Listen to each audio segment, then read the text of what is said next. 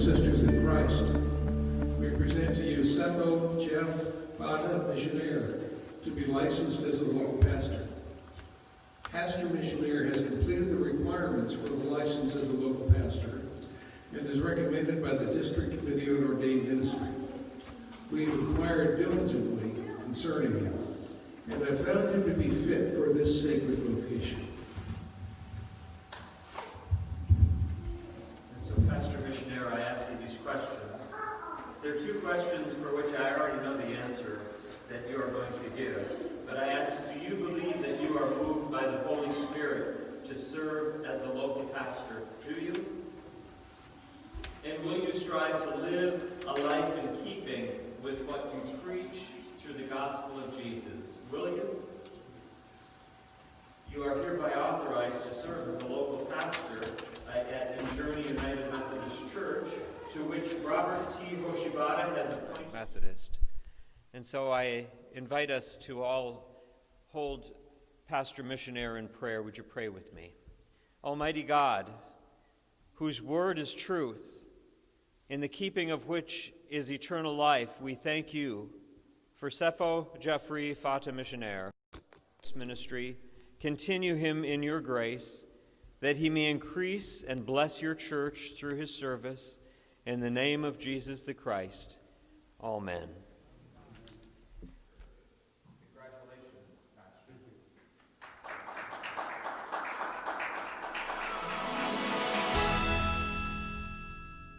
Welcome to Journey United Methodist Church. I'm Reverend Michael Higgs, the pastor. We're glad that you've chosen to worship with us today. Journey is a Christian community serving in love with all people, growing together into God's Word. If you're watching on YouTube, we encourage you to like and share this program and leave us a comment. Tell us where you're watching from or what you especially liked about the service. Among the slides you saw a little earlier was one about an adoptive family program. This is something that our church is doing together with East Valley Family Services. They invite a number of folks to do this for families who won't have the kind of a Christmas that most of us have come to expect. For $500, they will supply that family some food, some presents, some clothes, a tree, those things that we all know go with Christmas that some of us are struggling to have these days. If you want to support that, click the donate button, and when you send your check or your gift, be sure to designate it for Adopt a Family. Thank you for helping us with that. When you see today's sermon title a little later, please ignore it. This was one of those weeks where the message just insisted on going a different direction than I thought it would go a few weeks ago when I was planning all this. But if that theme, justice and joy, got you here today, please stay. I think you'll be glad you did. If you're curious about that theme, contact me later and we'll discuss it some more. We have two readings that we'll hear this morning. The first one is from Paul's letter to the church at Thessalonica. Say that 10 times quickly. It's the closing part of his letter, and it's just full of good stuff. Short little phrases that say a great deal. Listen carefully. Listen for a phrase that speaks to you. Rejoice always. Pray constantly, whatever it might be. Write that phrase down. Take it and put it somewhere where you'll see it as you begin each day this week. Our second reading follows the Hebrew exiles return to their homeland, Jerusalem. This time, the prophet offers a lofty vision of the new society God calls them to build together. He's visionary and realistic. It's not going to be easy. Ruins and rubble overwhelm the exiles as they approach Jerusalem. Conquering armies have destroyed the holy city, leveled the magnificent temple, torn down many other major buildings. The prophet insists they're working toward a total transformation of their life together. Again, it won't be quick or easy. As we look forward to Christ's coming this Christmas, are there parts of life you want to lift up to God and pray for His transforming power to touch and make new? Now, it's time for us to light the third candle on our Advent wreath. The third candle is the pink candle, which stands for joy. Here's a little music to prepare us for that part of our worship.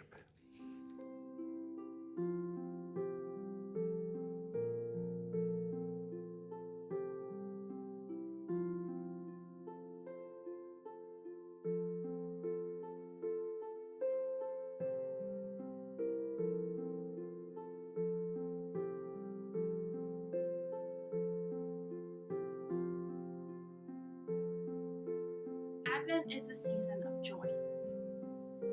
We celebrate the coming of the Christ child, with parties and gifts, special decorations, and new clothes. We gather virtually this year with family and friends for special events. We honor long-held traditions. We also reach out to those who are not finding joy in this season for various reasons. Today we light the third candle, the candle of joy. Christ our joy is coming. With the psalmist, let our hearts sing. Therefore my heart is glad, and my soul rejoices. My body also rests secure. You show me the path of life. In your presence there is fullness of joy. In your right hand are pleasures evermore. The joy of the Lord is our strength. Let us bask in the radiance of Christ's presence as we light the candle of joy.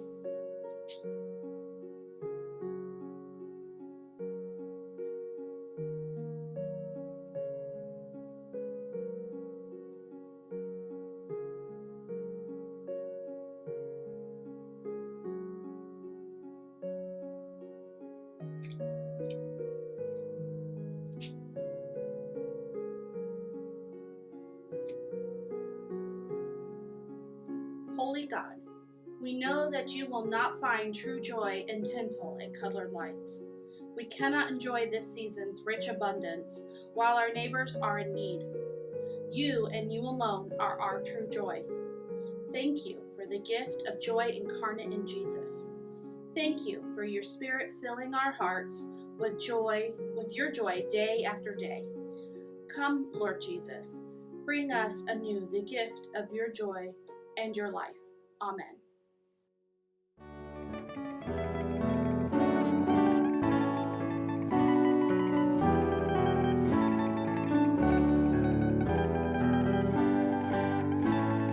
Joy has dawned upon the world, promise from creation, God's salvation now unfurled, hope for every nation.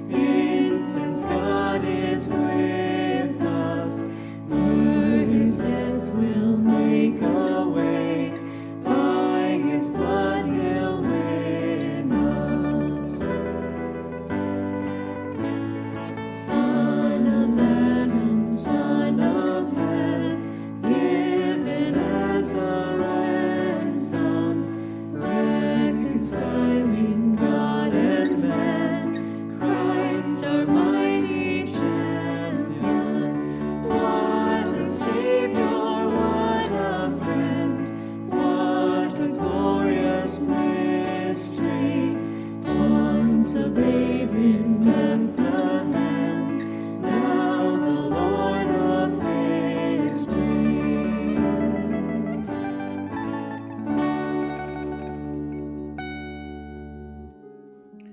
Bible reading, 1 Thessalonians chapter 5, verses 16 through 24.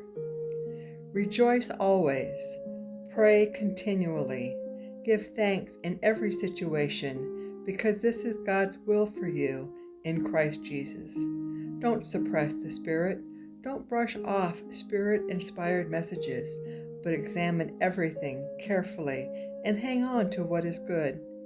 Avoid every kind of evil. Now, may the God of peace himself cause you to be completely dedicated to him, and may your spirit, soul, and body be kept intact and blameless at our Lord Jesus Christ's coming. The one who is calling you is faithful and will do this.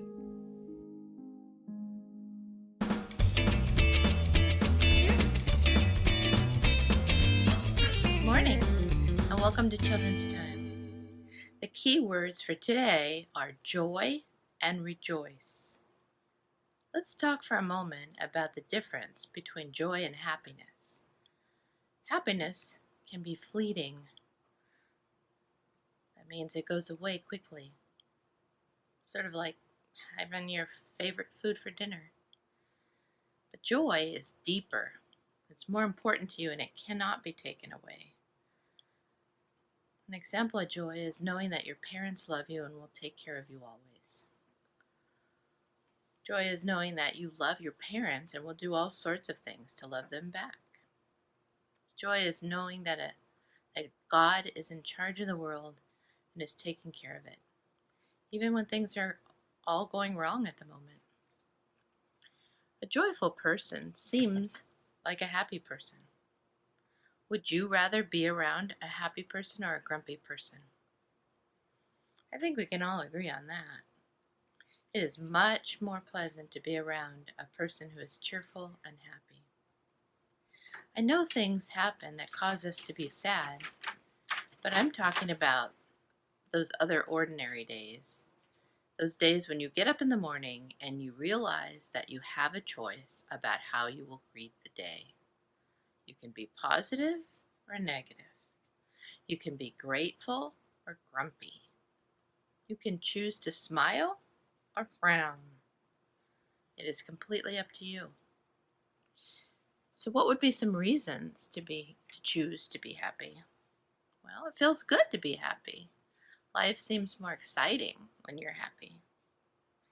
Happy people have more friends and happy people around them. And doctors tell us that happy people are healthier than gloomy people. These are only a few good reasons to choose to be happy. Our scripture today says, rejoice always.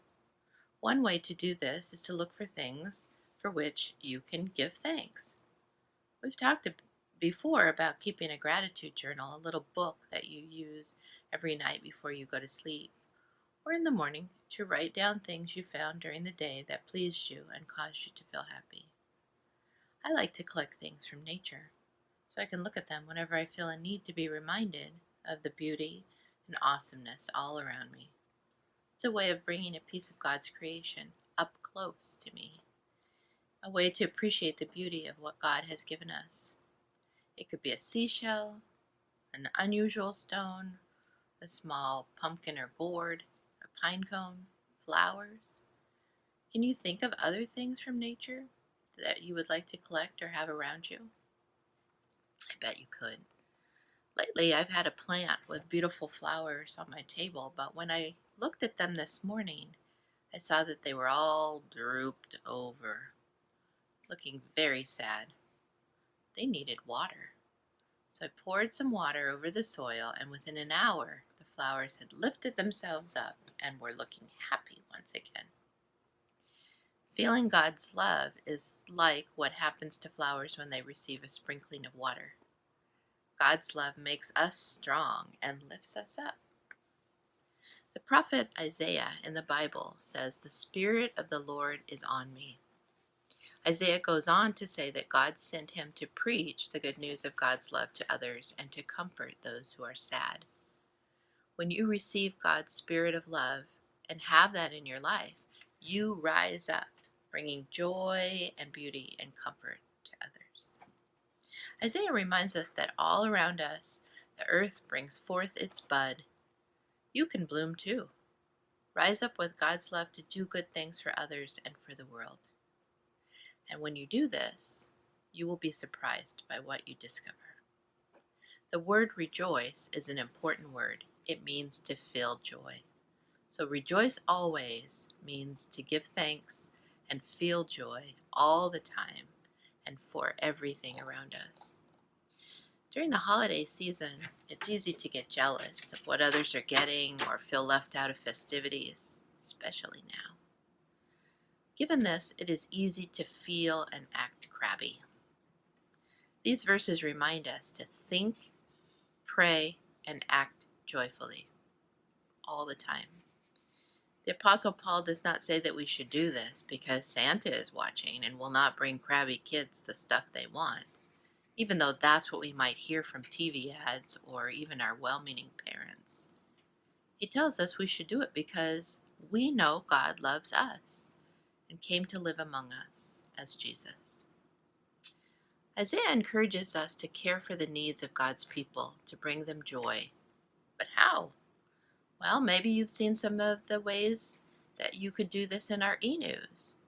You could collect the food items suggested in the reverse Advent calendar.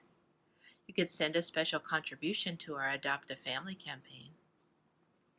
Isaiah also encourages us to find an opportunity to explore the joy of being part of something bigger than ourselves. In this case, to be among God's people living out their mission. Watch for our YouTube link for our virtual Christmas pageant, Zooming to Bethlehem. Hopefully that will bring you joy of being part of God's people, especially at Christmas time. Will you pray with me? Dear God, thank you for these messages to remind us to always be joyful, to never stop praying, and that whatever happens, to keep thanking God because of Jesus Christ. I pray that all of us feel the joy that comes from knowing how much we are deeply loved by God, and that we can share this good news with everyone we meet. We love you, Lord. Amen. Hey, thanks for joining me, and I'll see you next time on Children's Time. Bible reading, Isaiah chapter 61, verses 1 through 11. The Spirit of God, the Master, is on me because God anointed me. He sent me to preach good news to the poor, heal the heartbroken, announce freedom to all captives, pardon all prisoners. God sent me to announce the year of His grace, a celebration of God's destruction of our enemies, and to comfort all who mourn, to care for the needs of all who mourn in Zion. Give them bouquets of roses instead of ashes, messages of joy instead of news of doom, a praising heart instead of a languid spirit. Rename them oaks of righteousness, planted by God to display His glory. They'll rebuild the old ruins, raise a new city out of the wreckage. They'll start over on the ruined cities, take the rubble left behind and make it new. You'll hire outsiders to herd your flocks and foreigners to work your fields. But you'll have the title priest of God, honored as ministers of our God. You'll feast on the bounty of nations. You'll bask in their glory. Because you got a double dose of trouble and more than your share of contempt, your inheritance in the land will be doubled, and your joy go on forever. Because I, God, love fair dealing and hate thievery and crime. You'll pay your wages on time in full, and establish my eternal covenant with you. Your descendants will become well known all over. Your children in foreign countries will be recognized at once as the people I have blessed. I will sing for joy in God, explode in praise from deep in my soul. God dressed me up in a suit of salvation, outfitted me in a robe of righteousness, as a bridegroom who puts on a tuxedo and a bride a jeweled tiara.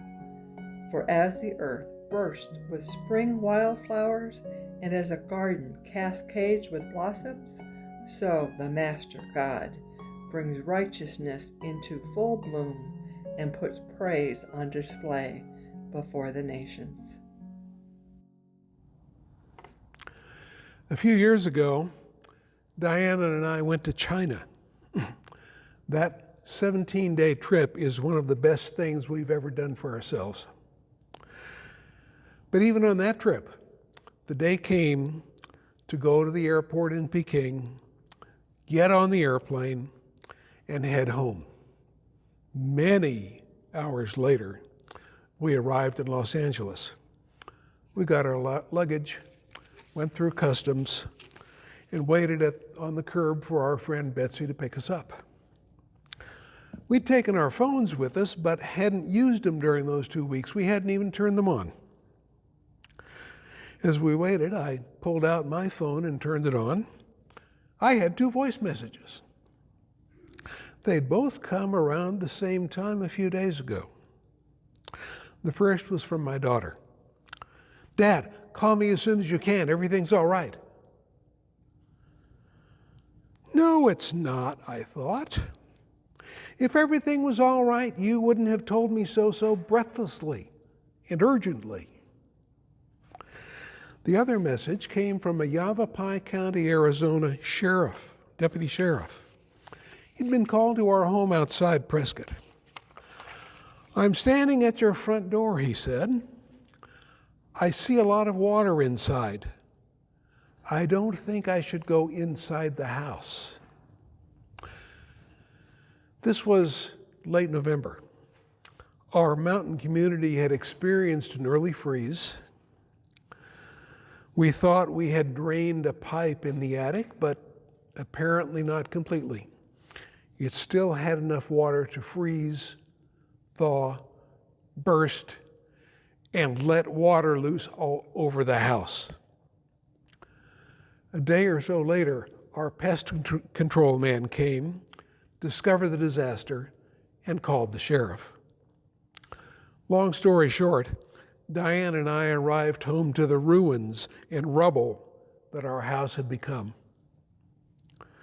Restoration specialists checked for mold, removed about 80% of the drywall in the house, and stored salvageable possessions. Furniture restorers resurrected our ruined pool table and some other furniture. Eventually, the rubble of our not-so-ancient ruins was transformed into a house we could recognize as our own. 6 months after the flood, we moved back in. But our rebuilding project pales in comparison to the disaster the returning Jewish exiles faced. Last week, we learned how those Jewish exiles were released to go home from Babylon.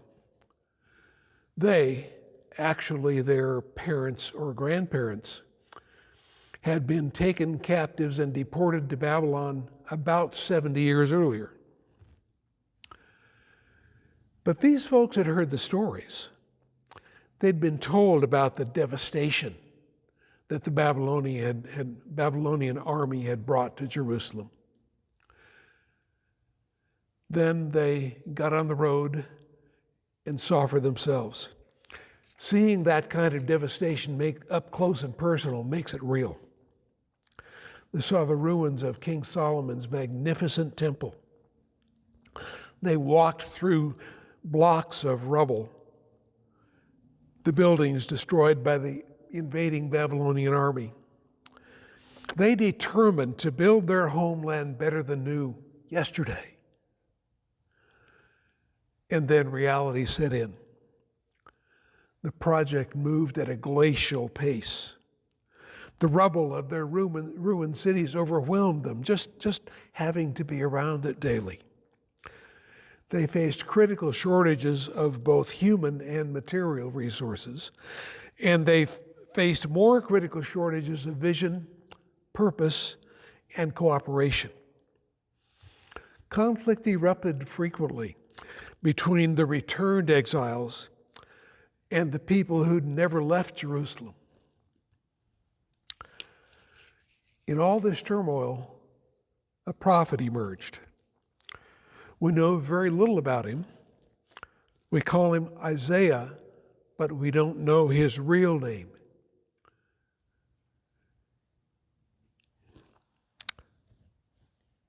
He came on the scene, and the first thing he said was, "The Spirit of God, the Master, is on me, because God anointed me." We can't argue with those credentials. Isaiah knows these people need to rebuild more than buildings. The very fabric of the community's life has been torn, ripped to shreds. God sends the prophet to announce good news, healing, freedom. He comes to comfort all who mourn their lost family, their lost opportunities, their lost standing as a nation, their lost favor with God, apparently, their lost sense of being God's people. Have you heard a better message for Advent 2020? Millions of folks who knew they'd never be poor are poor. They're desperate for some good news.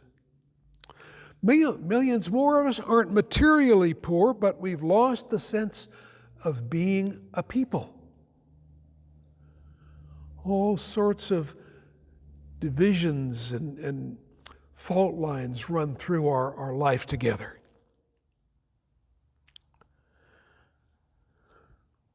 We find ourselves poorer from the meanness, shallowness, and callousness that characterizes our common life. So many people's circumstances have changed dramatically. Broken dreams and broken promises litter the landscape. Those broken hearts need grace and healing. This sounds like a ministry opportunity.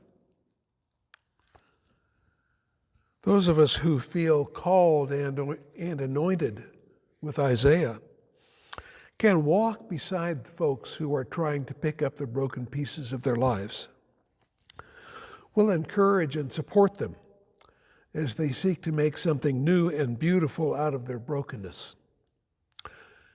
How this ministry doesn't include just pandemic victims. It includes incarcerated men, women, and youths. Those imprisoned by addiction, by racism, fear, and prejudice, by abuse and neglect, by society decreeing you can't, instead of encouraging you to discover what you can. It includes the victims of natural disaster in recent years. They're not making headlines anymore, but they're still out there in the middle of their rubble and ruins, just trying to cobble together the pieces of their broken lives. Those Jewish exiles returned home carrying crushing burdens of grief. Most of them were born in exile. As we said, they're the second or third generation of these families that were deported. But they know their family stories. They know the uncles, aunts, cousins, grandparents, family friends they've lost.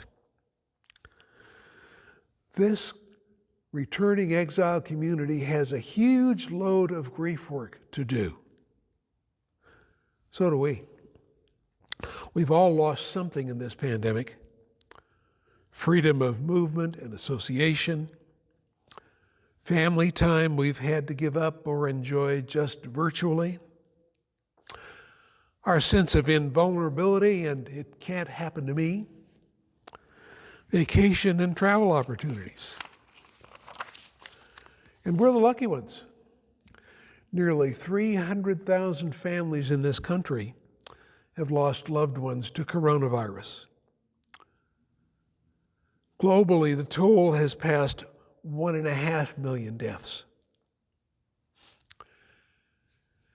And the prophet Isaiah tells these people their best days are ahead of them, not behind them. That's a great question to ask yourself or someone you know. Are your best days ahead of you or behind you? Is our business's best days ahead of us or behind us? Are our church's best days ahead of us or behind us? The answer tells us an awful lot about ourselves. Isaiah insists God is with us and the best days are ahead. But some of these people have seen so much and been through so much, they've lost their trust in God. In God's new world, Isaiah says, everyone has enough. We haven't got top dogs and bottom feeders. Everyone has enough. No more obscene surpluses and obscene shortages. All God's children have enough to become the wonder God created them to be. God says through the prophet that God loves fair dealing and hates thievery and crime. That wasn't always the way in that culture. A lot of crooked stuff happened. Now, fair is fair. Promises matter. The truth is the truth. God's covenant with God's people hasn't changed. It never will change. We're God's people forever. Now, let me be as obvious as I possibly can be. How did the returning exiles hear this good news? Somebody told them. Isaiah stepped up and said what God had given him to say. Last week, we heard another part of the prophet's conversation with God. Shout, God says. What shall I shout? The prophet responds. Climb a high mountain, God says. Make it loud and clear. God the Master comes in power, ready to go into action. So the prophet shouted, and countless people down to you and me have heard good news. How do our fellow 21st century exiles hear good news in the midst of all our rubble and ruins? Shout. We shout through YouTube messages like this. We shout through our personal presence with our neighbors who are struggling. None of us can do it all. Each of us can do something. Each of us is called by God to shout good news to our neighbors as only we can. Each of us is equipped to reach certain people no one else can reach us effectively. It may be our presence, our actions, our life experience, our self-emptying service, our willingness to listen and share their struggles. The Christ who comes at Christmas brings enough love, enough joy, enough hope to turn all our mourning into dancing and our ashes to beautiful garlands of flowers. Shouting that good news requires more than one Isaiah. We need all the Isaiahs we can muster to share this impossibly good news. We need to tell folks about Christ coming in all the different ways they hear it best. But that's not you? You're claiming an exemption? Must not have heard me correctly. You heard the Spirit. You heard Isaiah, rather. The Spirit of God is on me because God anointed me. If you're baptized, you're anointed. If you're baptized, you have a share of God's Spirit, and it's enough. Let that Spirit lead you to the people waiting for the good news you have to share with them. Millard Fuller was the founder of Habitat for Humanity. He was a Southern man, and he claims he has a friend named Luther in Tupelo, Mississippi. I'm not sure about the factuality of that, and I'm thinking about inventing my own imaginary friend who can say some things I don't especially feel I can say. Anyway, Millard Fuller says Luther would say something like this to us today. He'd say, get involved in something that melts your butter. What is it that melts your butter? Foreign missions, China, wildlife, environment, the elderly, people with AIDS, people who are sick and dying. What gives your life meaning and purpose? What melts your butter? Feeding the hungry, supporting a domestic violence shelter, helping repair storm-damaged homes and neighborhoods, volunteering at a local school, using social media to shout good news. For a while, some people at this church spent a lot of time at Child Haven, the local welfare agency that's part of Child Protective Services. They went there and just held babies who'd had to be placed with them. The possibilities are endless. They reach from our front door clear around the world.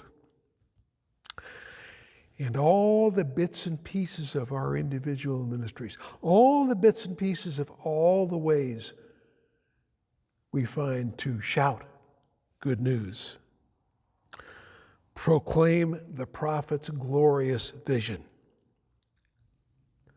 So the Master God brings righteousness into full bloom and puts praise on display before the nations. In the coming days, watch for the ways you see that display of praise and righteousness. Look for big, exciting ways, for huge things folks are doing, world-changing ways. And look for the quiet, obscure, nearly invisible ways. Sometimes the ways that bring us closest to Christ, the ways that bring Christ closest to us, are those nearly invisible moments. Amen.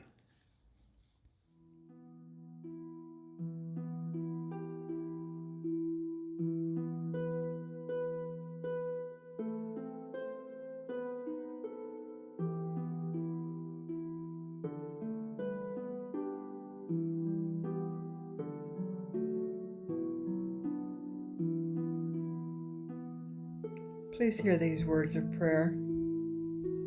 Merciful and loving God, we know that you call us to be joyful, but many of us struggle this holiday season.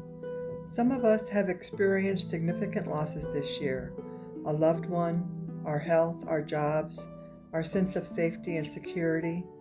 Many of us are not able to be with family and friends as usual. Wrap them and all of us in your warm embrace. Comfort us in our grief. Some of us do not know Advent as a time of joyful anticipation. The season stirs up past hurts, disappointments, and unrealistic expectations. Teach us, we pray, to put our hope in you and your promises. You assured us through your prophets, Isaiah, that one is coming who will bind up the brokenhearted, proclaim freedom for captives, release prisoners from darkness, comfort those who mourn, bring gladness instead of mourning, clothe us in praise instead of despair. Let your promises live in us. Let them light the way of our Advent journey. Use us, we pray, to make these promises come true in the lives, neighbors we know, and neighbors we have yet to meet. We pray in the name of Jesus Christ, the one who was, is, and is to come. As he taught us, we pray together. Who art in heaven, hallowed be thy name. Thy kingdom come, thy will be done on earth as in heaven.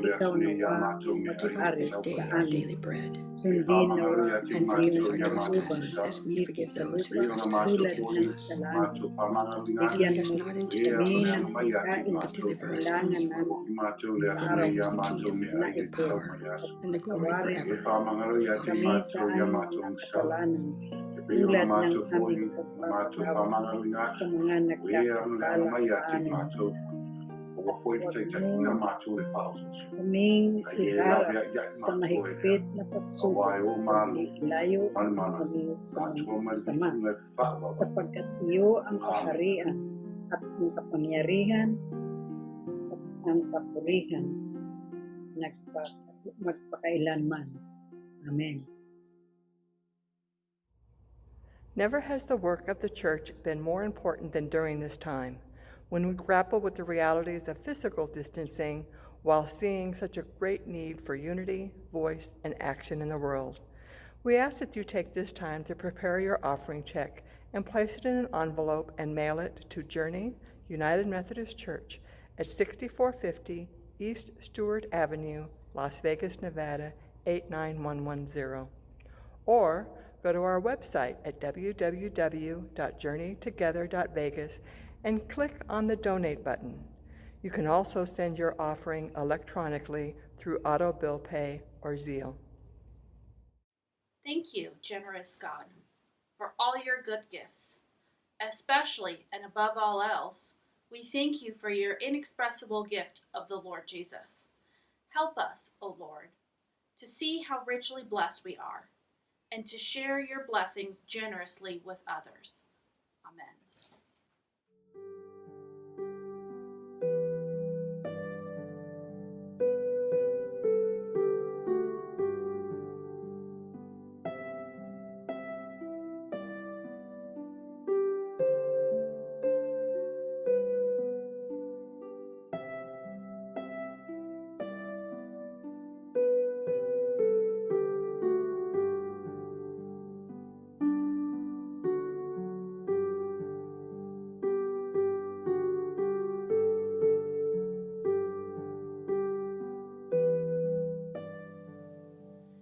Bountiful God, we bring our offerings in response to your love. Let us live out our new life in Christ by serving others in his name. Let the Spirit's power with the energy energize and empower us to follow Christ wherever he leads us on our way to the manger at Bethlehem. Receive all we do, all we are, and all we offer as our grateful thanks for your unspeakable gift of your Son, Jesus Christ. Amen. Hello, my name is Megan Brunton, and I'm the music director at Journey United Methodist Church. One of my favorite services throughout the year is our Christmas Eve service at Journey. And we always end traditionally with the lighting of the candles, and the candles are passed down, and everyone tries really hard not to burn each other as you light your neighbor's candle. We traditionally, in past years, have ended our service with singing Silent Night during that candle lighting ceremony. Well, this year our Christmas Eve service looks just a little bit different. We will be worshiping from within our homes and with our families online, and we hope that you choose to worship with Journey online that evening as well, or during the day, whenever works for you. But I would still love to continue our tradition of our candle lighting and singing Silent Night. So I'm here to invite you and your family or your little friend group that watches our church videos together to make a recording of you singing Silent Night that we can use for our service. Now wait, don't worry. I know that make a recording of you singing sounds like the last thing you want to do. But I promise I'm going to put it together with all of the other groups of people singing. No one will be able to pick your voice out of the crowd, but your face will bring so much joy and fellowship to our members at Journey United Methodist Church. So we hope that you will take that leap of faith with us, maybe do something a little bit out of your comfort zone. All of the information for how to make your video and how to submit it are going to be on the Journey website. It'll be Sing Silent Night is what you want to look for.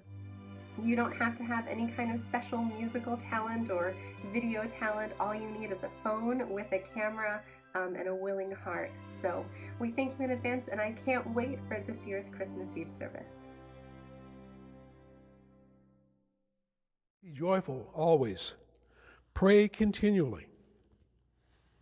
Give thanks in all circumstances, for this is God's will for you in Christ Jesus. The grace of our Lord Jesus Christ, the love of God, and the communion of the Holy Spirit be with you all. Amen.